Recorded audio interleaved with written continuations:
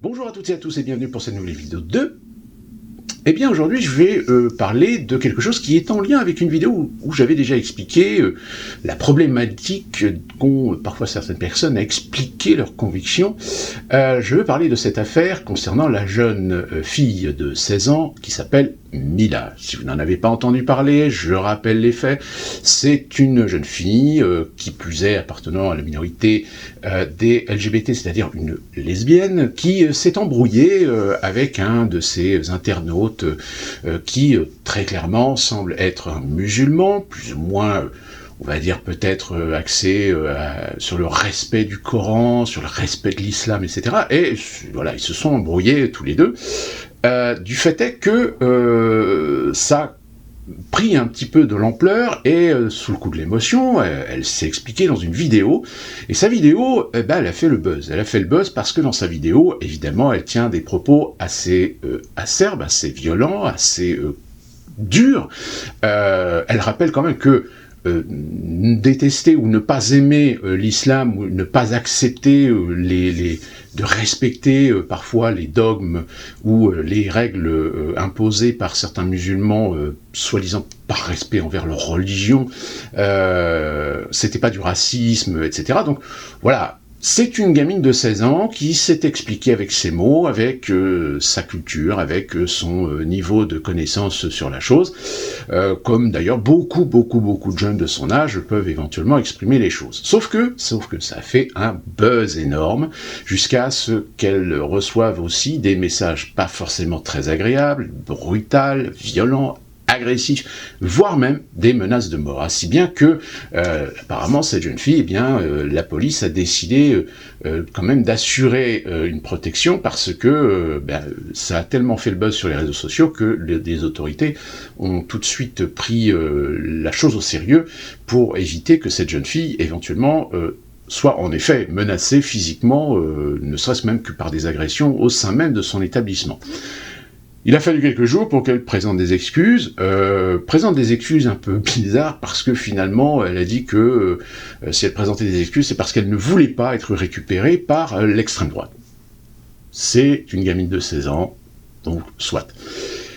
Mais le fond du problème de cet événement, de ce phénomène, c'est évidemment qu'on revient, encore une fois, au problème des réseaux sociaux où parfois des gens expriment des choses un petit peu à tort et à travers, parfois avec un langage pas forcément très mesuré, très calculé, mais ça a rapport évidemment à la maturité que nous devons d'avoir lorsqu'on s'exprime sur Internet et quand on fait des vidéos, comme moi par exemple, je fais très attention parfois de ne pas offenser ou de ne pas heurter un certain nombre de minorités ou de personnes selon à quoi elle appartient religieusement, idéologiquement, philosophiquement, politiquement.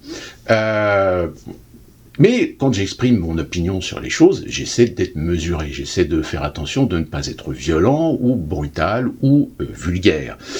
Malheureusement, ce n'est pas le cas de tout le monde. Aujourd'hui, beaucoup de gens prennent Internet comme une liberté absolue de pouvoir exprimer ce qu'ils veulent et c'est un peu comme ces gens qu'on connaît qui vous disent « Ah, moi, je suis franc, je dis ce que je pense ». Oui, c'est bien d'être franc, c'est bien de dire ce que vous pensez, mais il faut aussi savoir mettre de la mesure, c'est-à-dire dire quelque chose que l'on pense à une personne, c'est pas forcément lui balancer toute la merde dans la gueule parce que elle vous revient pas ou parce que elle n'est pas dans vos critères ou trucs comme ça. C'est un peu le problème aussi qu'il y a avec la vanne. Vanner quelqu'un, il faut faire attention de pas non plus dépasser certaines limites. Or malheureusement aujourd'hui, beaucoup de générations sont complètement dépassées, ont complètement dépassé cette limite et n'hésitent pas à vanner même jusqu'à blesser les individus. Donc malheureusement, c'est quelque chose qui est intrinsèque à nos sociétés modernes, c'est-à-dire cette prise de liberté absolue de faire ce qu'on veut, comme on veut, quand on veut et de la façon dont on veut. Sauf que, il arrive un moment où, dans les réseaux sociaux, sur Internet, il y a un retour de boomerang. Ce retour de boomerang, c'est évidemment quand on offusque des gens, quand on insulte des gens, quand on insulte ou qu'on n'a pas de respect envers certaines communautés. Alors, où est la limite entre l'insulte, la discrimination et la critique? Et c'est là qu'on revient un peu à ce sujet avec cette jeune fille Mila, c'est-à-dire qu'elle a porté une critique.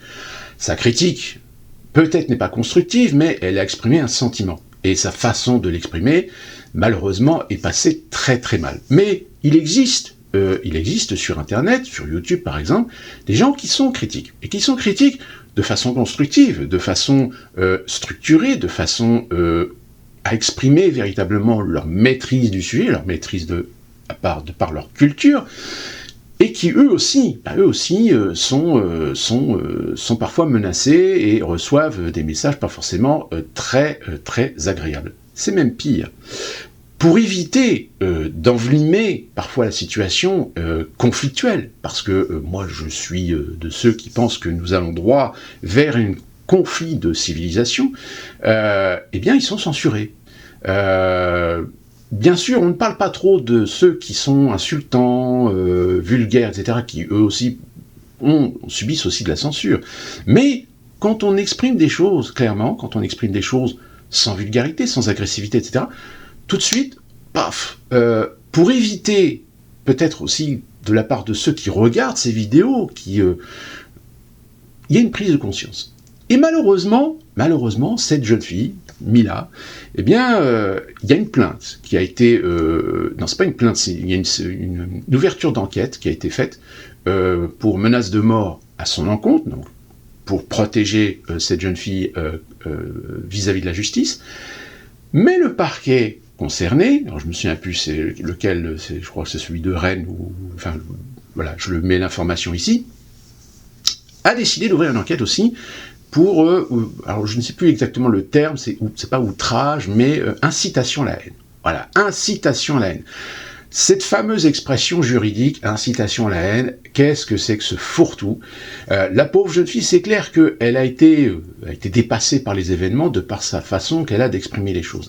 Mais la justice, finalement, elle se range aussi de l'autre côté, c'est-à-dire du côté du politiquement correct, du côté de cette malheureuse idéologie qui aujourd'hui tente de protéger des gens qu'on ne devrait pas protéger.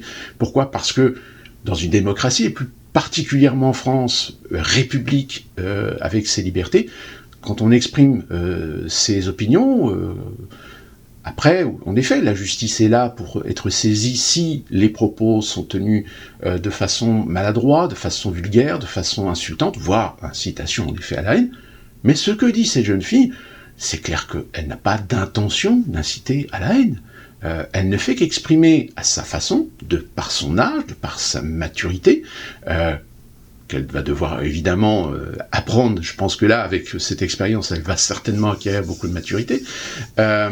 Eh bien non, on ouvre une enquête parce que on a tellement peur qu'en face, ça attise un feu qui est déjà, qui est déjà présent, etc. En résumé, malheureusement, cette jeune fille, elle n'a fait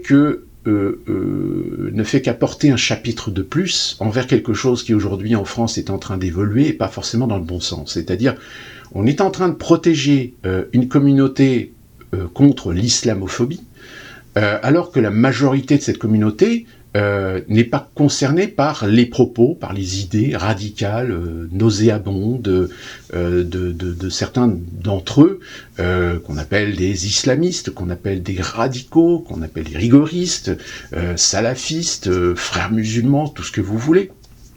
Mais on a l'impression qu'il y a une volonté politique là, de protéger ces gens. Pourquoi ? On ne sait pas. Il y a une volonté politique et idéologique de ne pas voir la réalité en face. Pourquoi ?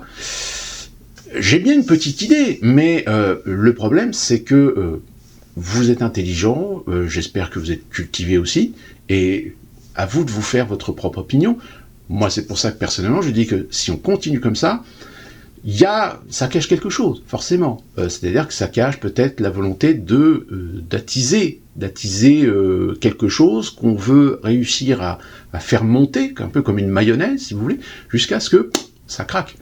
Ça craque quoi ? Ça craque conflit civilisationnel, comme je l'ai dit tout à l'heure, c'est-à-dire que des Français qui s'estiment peut-être religieux, pas religieux, athéistes, progressistes, défenseurs des libertés, défenseurs de la laïcité, souverainistes, nationalistes, peu importe, je pense qu'il y a y a tout un cocktail dans cet état d'esprit qui est à prendre en considération, à tort ou à raison d'ailleurs, hein, attention, je ne milite pour rien dans ce domaine, mais qui va à un moment donné, oui, rentrer en confrontation contre les musulmans. Et malheureusement, dans cette situation-là, on fait des généralités. C'est-à-dire qu'on ne va pas aller chercher, tiens, celui-là, est-ce que c'est un bon musulman? Est-ce que celui-là, c'est un bon musulman républicain? Est-ce que celui-là, c'est un musulman islamiste qui prône la charia, etc. Malheureusement, on a toujours vécu dans l'histoire avec ce genre de situation où il y a des innocents qui vont s'en prendre plein la gueule. Et j'espère malheureusement, j'espère que, pas malheureusement, mais j'espère qu'on ne va pas en arriver là, et j'espère que bientôt, des politiques, des autorités, voire des gouvernements prendront conscience de ça et feront les bons choix. Malheureusement, force est de constater que les choix qui sont faits aujourd'hui, aussi bien par le pouvoir législatif que par la justice, interroge sur le pourquoi de ce non-sens, le pourquoi de cette déraison, le pourquoi de ce libre arbitre d'aller dans une direction qui va complètement à l'encontre de l'intérêt d'essayer de pacifier la société française. Au contraire, on a l'impression qu'on met de l'huile sur le feu. Donc quand on met de l'huile sur le feu, c'est que, bah oui, il y a le diviser pour mieux régner, hein, ce fameux adage qui est très usuel dans ce genre de situation. Et ceci dit, pourquoi pas? Je veux dire, aujourd'hui, quand on voit la situation politique globale de M. Macron et de son gouvernement, de la situation du paysage politique français, complètement lapidé, et quand on s'intéresse un peu aux aspects économiques, pas seulement français mais international, aux aspects sociaux, aux aspects idéologiques, on se rend compte qu'on est dans une situation scabreuse, dans une situation dangereuse, dans une situation délicate, où tout peut basculer du jour au lendemain. Alors, la pauvre Mila, elle ne fait partie que d'un maillon, elle n'est qu'un maillon dans une chaîne qui n'évolue pas forcément dans le bon sens. Et d'ailleurs, pour ça que je dis, ça rejoint un petit peu la vidéo que j'ai déjà faite précédemment, c'est que malheureusement, on est confronté aussi à des gens, et ça, on en voit chez les gilets jaunes, chez les flics, chez les CRS, dans l'armée, dans les entreprises, partout, des gens qui ne sont pas forcément très intelligents, des gens qui ne sont pas forcément alertes, je dirais, ou qui n'ont pas forcément de bon sens, etc. Et ces gens-là, malheureusement, sont manipulables. Et c'est pour ça, d'ailleurs, que certains, légitimement, veulent lutter contre les idées d'extrême droite, parce qu'ils savent que c'est des idées qui peuvent tenter un certain nombre de gens, même si ce n'est pas une critique envers l'extrême droite, et que je ne suis pas ni pour les uns ni pour les autres, etc. Je pense personnellement que dans les idées politiques aujourd'hui, il y a des choses qui se valent par rapport à une réalité, mais cette réalité, qui la connaît? Cette réalité, qui en a conscience, qui y est sensibilisé? Hein, c'est un peu exactement ce qui se passe aux États-Unis. Hein, quand vous avez aujourd'hui des Américains qui finissent par élire Donald Trump, c'est qu'en effet, il y a la question qui doit se poser de savoir quel est le niveau intellectuel des Américains, quel est le niveau de connaissance et de culture générale, qui fait que pourquoi est-ce que tout d'un coup les Américains ont voté pour un milliardaire. Je rappelle, hein, Donald Trump n'a absolument aucune carrière politique, contrairement à Ronald Reagan qui a été un acteur, mais qui par la suite a une carrière politique, il a été gouverneur, etc. Alors Donald Trump n'a aucune expérience, n'avait eu aucune expérience dans les structures même de l'État, dans les structures même démocratiques du pays. Et c'est pour ça d'ailleurs que, vu la situation aujourd'hui, qui ne change pas, et quand on entend parfois des gens parler sur leurs opinions, leur façon de voir les choses, etc., oui, ils ne revoient les choses qu'en surface. Eh bien, en France, c'est pareil. En France, on a réussi à démolir un petit peu l'éducation nationale pour essayer de donner aux jeunes un libre arbitre. Mais non, maintenant, on les conditionne à avoir une pensée unique, et ça donne ça. Ça donne aujourd'hui des gens qui ne réfléchissent pas, qui se contentent d'idées préformatées, parce que c'est des bonnes idées, parce que c'est de la bonne pensée, parce que c'est humain, c'est humaniste, voilà. Mais quand on essaye de décortiquer, ou même quand on essaie d'en débattre, etc., on se rend compte que malheureusement, oui, ces gens-là n'ont absolument aucun background, comme on dit, c'est-à-dire aucune référence pour pouvoir étayer leurs opinions. Et cette jeune Mila, malheureusement, elle est l'exemple même de ce que l'on trouve sur Internet, c'est-à-dire des gens qui réagissent de façon spontanée, parfois par le biais d'une exacerbation émotionnelle, et finit par avoir un petit peu de déraison, on va dire, et ne pas avoir de mesure dans sa façon de présenter les choses, dans la façon de dire les choses. Et ça, malheureusement, on se rend compte que sur Internet, et même à la télévision, eh bien, il y en a un sacré paquet. Et ça, c'est pas forcément très, très bon. Alors, on souhaite que la petite Mila retrouvera un petit peu plus la paix à l'avenir, mais des Mila, je pense qu'il va y en avoir d'autres, il y en aura d'autres, peut-être même des fois qui finiront par céder et se plier un peu au dogme. Hein. Je me souviens par exemple là tout de suite de ce trans qui s'était fait bousculer, insulté par une bande de jeunes à la sortie d'un métro. Elle a fait des télévisions, etc., mais elle a été briefée pour essayer de calmer le jeu, c'est-à-dire de dire oui, mais ces jeunes qui étaient très caractéristiques ne sont pas représentatifs. Vous voyez, alors que nous savons pertinemment qu'aujourd'hui en France, nous avons des gens issus de certaines cultures, alors pas tous, hein, qui ont cette mentalité très répréhensible, etc. Et malheureusement, un jour ou l'autre, ça va mal finir, parce que déjà, ils le savent très bien que leur comportement n'est pas... ils en sont parfaitement conscients. Hein, je veux dire, menacer de mort quelqu'un, c'est pas forcément très agréable. Moi-même, j'ai fait cette expérience il y a très très longtemps, d'être menacé de mort parce que j'avais coincé des resquilleurs qui voulaient rentrer dans une salle de cinéma sans payer. La resquille dans un cinéma, ça a toujours existé, sauf qu'il y avait quand même des règles. C'est-à-dire que soit on réussissait à rentrer, on s'installait, on regardait son film, on n'emmerdait personne, soit on se faisait crever, et on sortait, et puis voilà, advienne que pourra, on retentera une autre fois, etc. En général, les cinémas ne vont pas appeler les flics pour ce genre de choses. Sauf qu'avec le temps, le comportement de certains a complètement faussé la donne. Et c'est arrivé à plusieurs reprises que malheureusement, il y a eu des situations où ça a dérapé, où il a fallu appeler les flics, la BAC est venue, et là, oui, dans ces moments-là, on se fait menacer de mort. Alors on se fait menacer de mort, mais c'est, voilà, c'est, excusez-moi l'expression, mais c'est des branleurs, voilà, c'est des moins que rien. Malheureusement, ça, c'était il y a plus de 20 ans. Donc, imaginez l'évolution des mentalités aujourd'hui. Alors, on parle plus d'une génération, c'est 2-3 générations aujourd'hui de ce genre d'individus qui se sont multipliés et qui posent aujourd'hui un très gros problème, et qui va poser un très gros problème en matière de sécurité, même si derrière, on n'en doute pas, ça sert aussi les intérêts, on va dire, lucratifs des sociétés de sécurité qui, elles aussi, depuis 20 ans, se sont énormément développées, voire même aussi des sociétés qui développent des outils de surveillance et de sécurité, puisque maintenant, vous avez pas mal de villes maintenant qui ont des caméras un petit peu partout. Ça va justement, c'est bien que ces jeunes soient complètement désœuvrés, désociabilisés et agressent les gens pour tout et n'importe quoi, parce que ça va chercher justement le consentement des gens d'accepter ces caméras un peu partout, et puis c'est pas fini, c'est des technologies qui évoluent, c'est des marchés qui évoluent aussi.